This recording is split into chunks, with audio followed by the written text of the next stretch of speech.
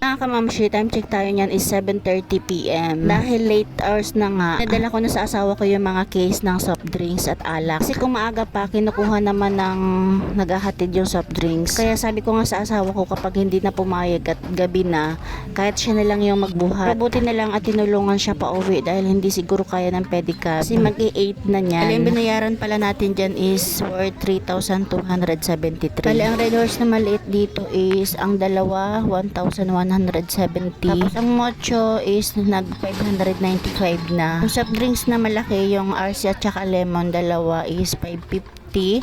Tapos yung maliit, dalawang case is 370. Yung mga mismo, ang isa is 196. Yan, kung mapapansin nyo, tagi-isang case lang halos yung kinuha ko.